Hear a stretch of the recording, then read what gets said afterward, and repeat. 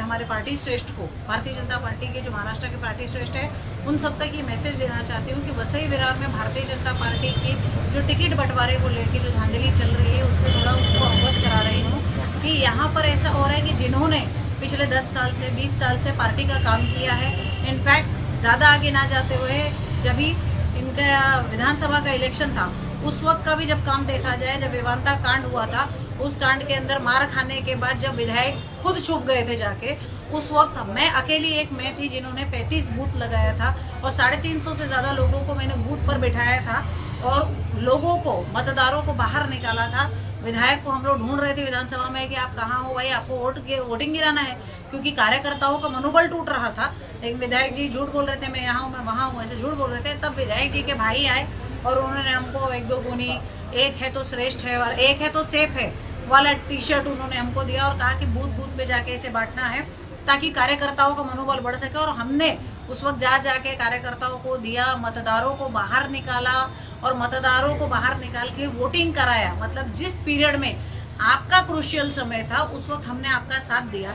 और उसके बाद जब आप विधायक बन गए, विधायक बनने के बाद हम आपको कंग्रेचुलेट करने आपके कार्यालय में आए, तो आपके कार्यालय में जो आपका एंटी चेंबर था, सोफे पे बैठ के आपने हमारे दिमाग में एक स्कीम डाली थी कि आप, ठीक है आपके नज़र में आमदार की है, लेकिन आमदार की को अभी 5 साल और है, तो आप बेटर आप नगर सेवक का चुनाव लड़ लीजिए। आने वाले 1 साल में नगर सेवक का चुनाव है, आप वो लड़ लीजिए ताकि आप एक संवैधानिक पद पे आ जाएंगी।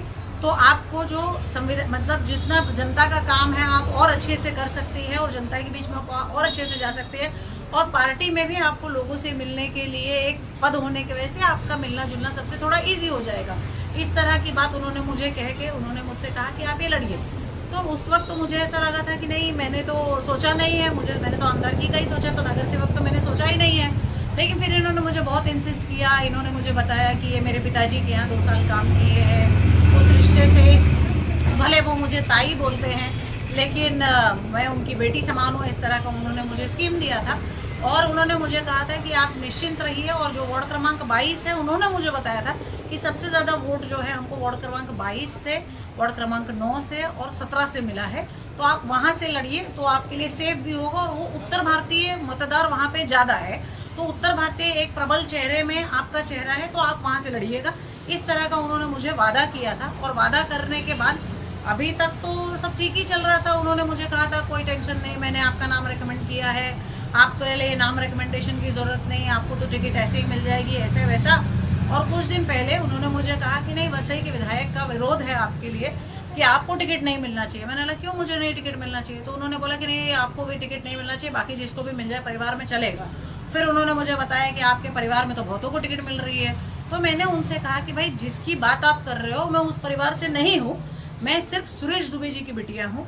और अगर आप मुझसे बात कर रहे हो तो सुरेश दुबे की बिटिया की तरह ही बात करिए, दुबे स्टेट को लेकर आप मुझसे मत बात करिए, क्योंकि उन लोगों ने तो मेरी संपत्ति कब्जा की है और उनसे मेरा अपना पर्सनल झगड़ा चल रहा है, तो वो तो मेरे विरोधी है और वो विरोधक ही रहेंगी जीवन भर, तो आप उनसे बात मत करिए। तो ये जो विधायिका का विरोध है ये इन्होंने मुझे पहले बताया नहीं, और अब अचानक ऐसा हो गया, जैसे सुनने में आया है कि इन्होंने यहाँ पे 4 जो है अन्य समाज के लोगों को इन्होंने टिकट दे दी है और मेरा फ़ोन उठाना बंद कर दी। जब मुझे पता चला कि इन्होंने टिकट का वादा लोगों को किया तो मैंने उनको फ़ोन किया कि अरे आपने तो बोला था कि ये सामान्य महिला सीट है, यहाँ पे कोई आरक्षण नहीं है महिला का, तो यहाँ पे तो आपने बोला था कि एक सीट मेरी है, आपने किसी और को टिकट दे दिया।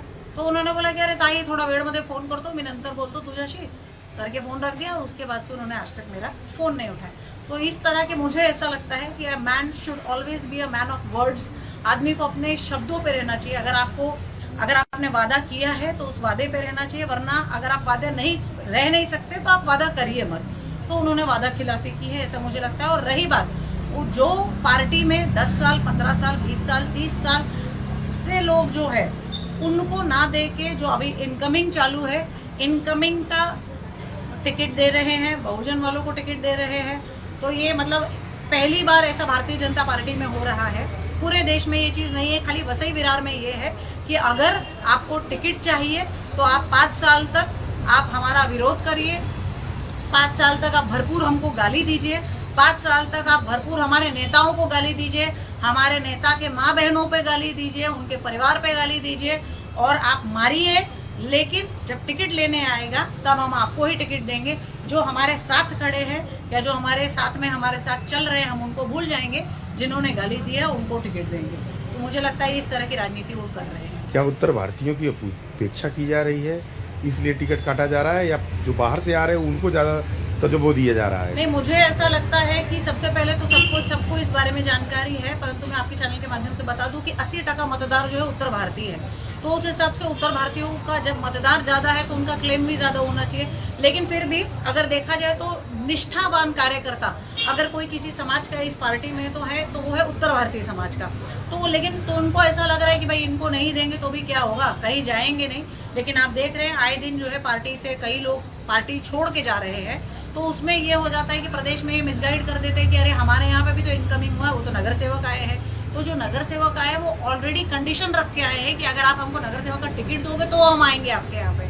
लेकिन जो हमारे पार्टी से लोग छोड़ के गए हैं तो उनकी कोई कंडीशन नहीं, वो लोग छोड़ के जा चुके हैं। तो मेरा आपके वीडियो के माध्यम से हमारे पार्टी श्रेष्ठ, खास करके हमारे मुख्यमंत्री माननीय देवेंद्र फडणवीस जी से और हमारे प्रदेश अध्यक्ष माननीय रविंद्र चौहान जी से ये कहना है कि जितने लोग छोड़ के गए हैं, आप अगर उनको ला सकते हैं वापस तो उनको वापस लाइए। और ऐसा यहाँ पर थोड़ा निरीक्षण थोड़ा टाइट कर दीजिए, थोड़ा यहाँ पर ध्यान दीजिए, क्योंकि इससे पार्टी का नाम खराब हो रहा है। और हमको ये नहीं चाहिए कि पार्टी का नाम खराब हो या पार्टी में कोई फूट हो, क्योंकि अगर इसी तरह का होगा तो ये एक क्लीन स्वाइप रह जाएगा। और पार्टी जिस तरह से विधानसभा में जीती, पार्टी का फिर महानगर पालिका जीतना बहुत मुश्किल हो जाएगा। और अगर उत्तर भारतीयों को इसी तरह निगलेक्ट करते गए तो उसका तकलीफ पार्टी को ही भोगना पड़ेगा, उसका नुकसान जो है पार्टी को भोगना पड़ेगा।